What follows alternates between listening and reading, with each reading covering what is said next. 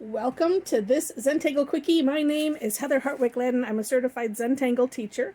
And today we're going to take a look at this really neat Tangle Jesterstick from CZT Bunny Wright.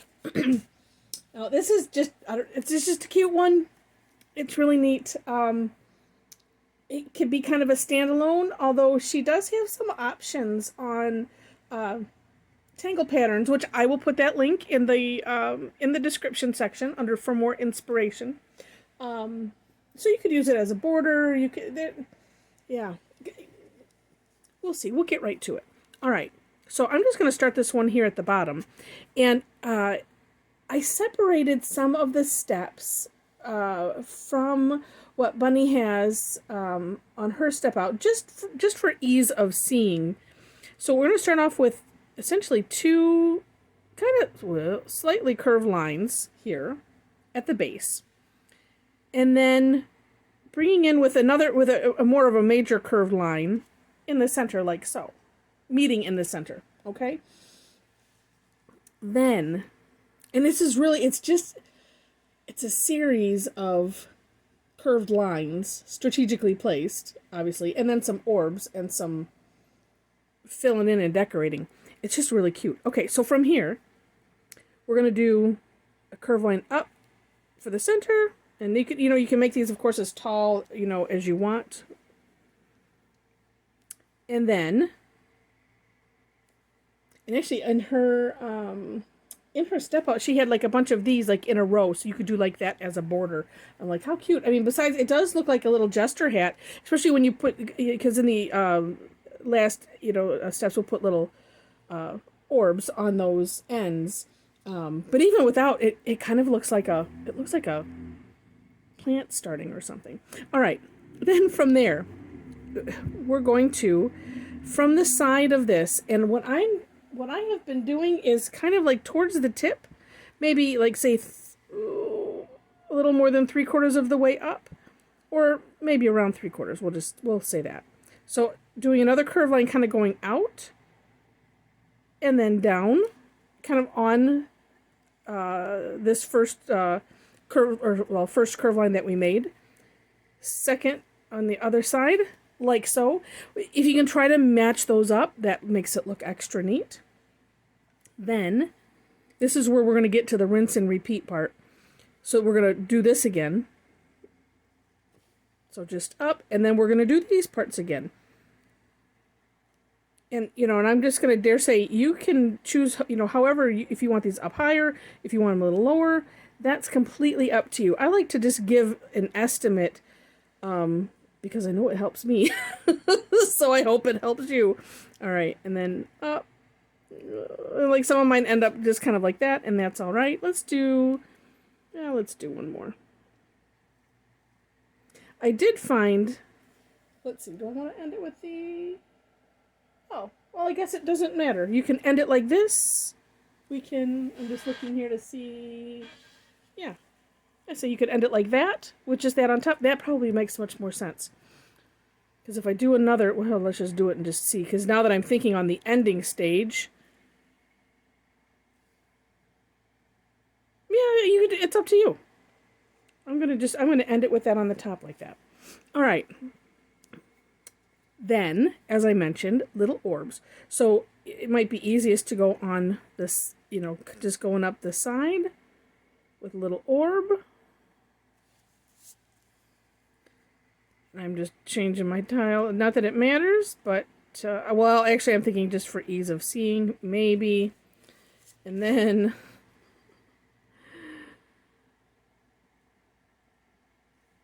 as I put the orbs in, I'm like, oh, well, I can see where it might be helpful, because I was not thinking about it, but it's like, well, if I was a little bit more strategic, make it maybe a little wider, but at the same time, it doesn't matter. It's called Jesterstick, so it should look kind of whimsical, right?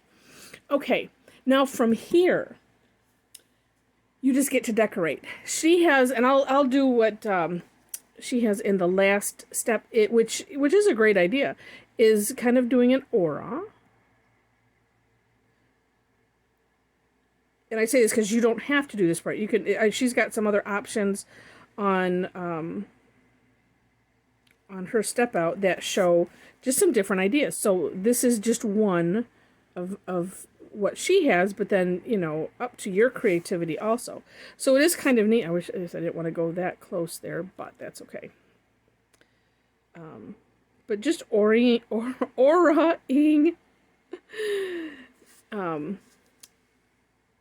There we go. You know, the inside and filling it in. Now, of course, you can use color if you want to. And I'm going to do the same thing here. And here's how she did it on hers. Was she went right to the line and filled in the entire section there. You just have to be careful if you're just using all the same color like I am, because we wouldn't want anything to get covered up. And I noticed as I was playing with it and doing this step out, she had some of the auraing, so like this, up in these, but you have to be careful because of that orb. And then here, these ones too, she kind of did like that.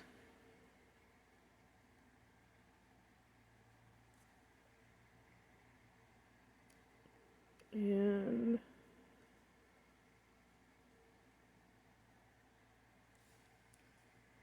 so, you know, here's what I can do. This auraing on these sides all the way up, and then as I'm doing that, I'll figure out, well, okay, what could I do in the center, because we do have that orb there that is kind of in the way, and depending on how large you've done this will depend on, you know, what you can do.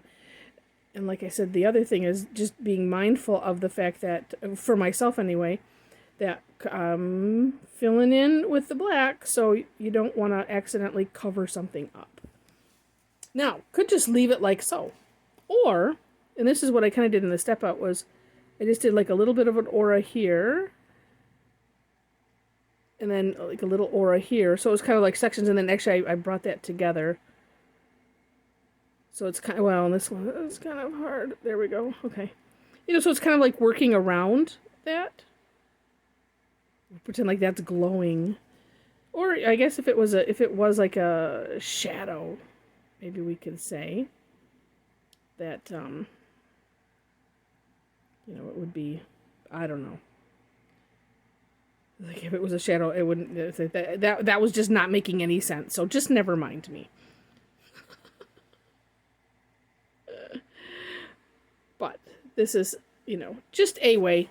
One of those, everybody finds their own way, and you don't have to do decorations at all if you don't want to. Oh, and I did want to try this. So this is an addition, because you'll see it on the Tangle Patterns site on Linda's little thumbnail that she does. And I'm like, oh, that's right. That's a good idea. Let's do an aura all the way around.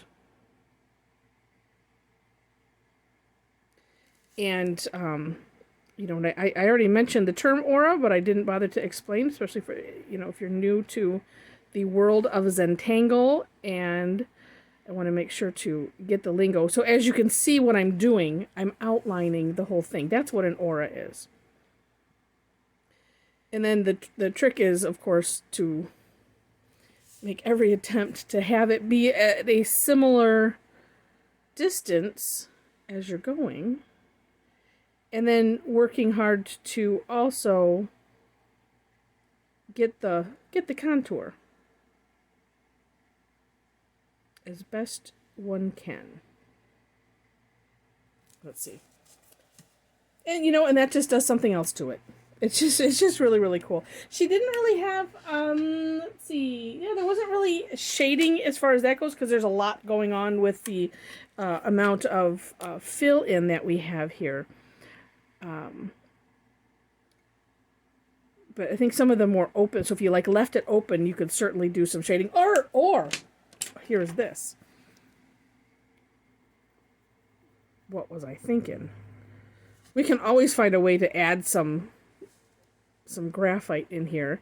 So I'm going around the outside of the aura. This will make it kind of glowy.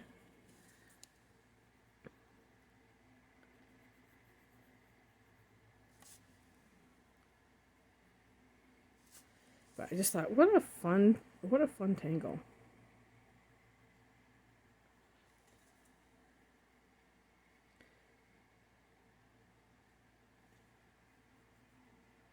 And I'm picturing if you use the nice vibrant colors that you would expect to see in a jester hat, that would look really, really neat.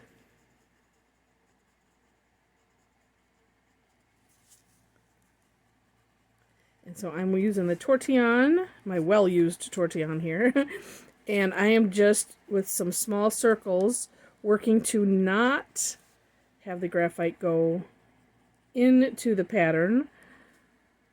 I see one place that I accidentally done. Well, yeah, one place for sure, and working to keep it on the outside, and just bringing that gradient out. Ooh, let's have fun with how far can we make that go.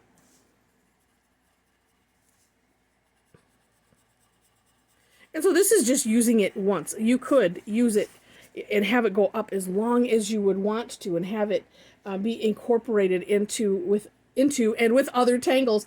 And you'll see how she did that on the Tangle Patterns link. So anyway, so just wanted to share this with you because I thought it was cute. A really, really neat tangle. It's nice to have a lot of different types of tangles in our arsenal.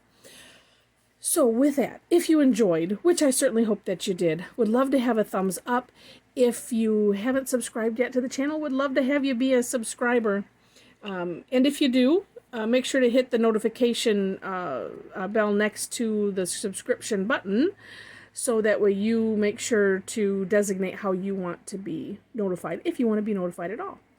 And also in the description section, which, by the way, I have noticed lately when I'm on YouTube, it seems like sometimes it used to just show up, but you might have to, like, underneath the title, there might be a show more, and it seems like I'm having to click that to get all of the description section. So there's links for ways to connect with me if you wish.